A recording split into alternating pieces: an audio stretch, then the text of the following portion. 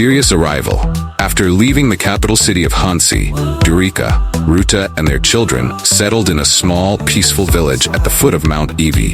Their arrival was shrouded in mystery, as no one knew who they were, where they came from, or what circumstances led them to this quiet corner of the world. Durica, a skilled embroiderer with a passion for teaching, quickly adapted to her new surroundings, opening a small school for the neighborhood children and selling beautifully embroidered shirts. This modest livelihood was enough to sustain her family of 5. Her husband Ruta, their eldest son, Rondu, their daughter Fura, and their youngest son, Tatis. Durica's new role. Durica's talents and kind nature soon made her a beloved figure in the community. Her embroidery was not only a source of income, but also a form of artistic expression that connected her to the people around her. Each stitch told a story.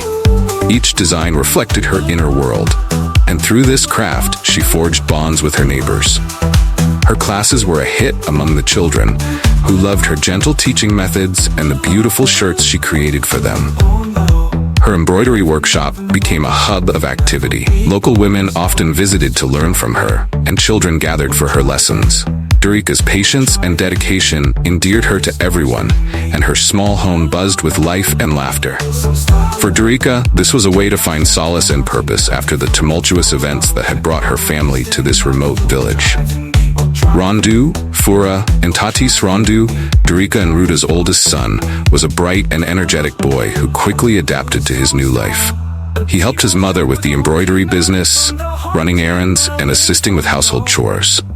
His younger sister, Fura, born 5 years after Rondu, was a curious and imaginative child, always eager to learn and explore. Tatis, the youngest, was still a toddler, but his cheerful disposition and boundless energy brought joy to the family. The children were a source of strength and hope for Durica. She took great pride in their growth and development, ensuring they received both education and love.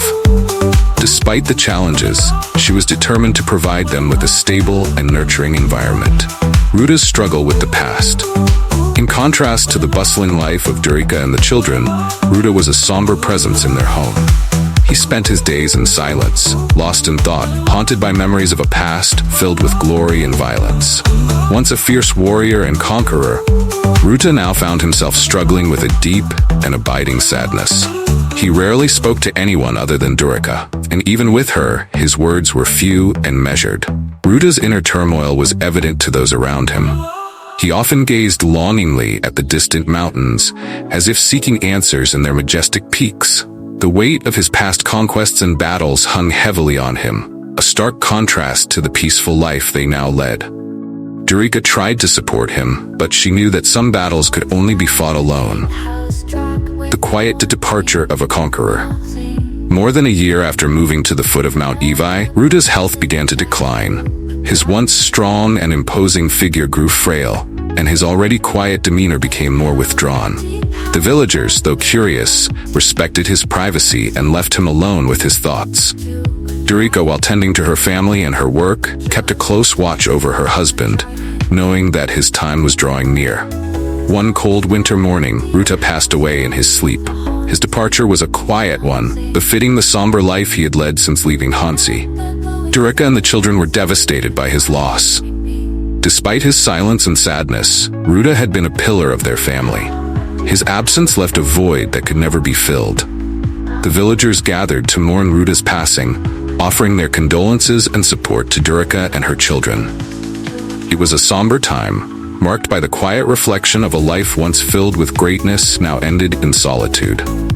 Durica, though heartbroken, knew she had to remain strong for her children. A new beginning. Ruta's death marked the end of an era, but it also heralded a new beginning for Durica and her family.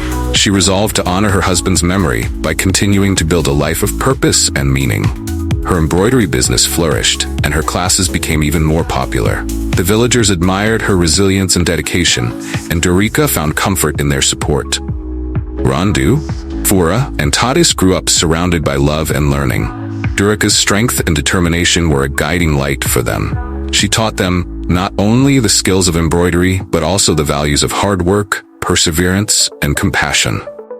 Under her care, they thrived, each developing their unique talents and abilities.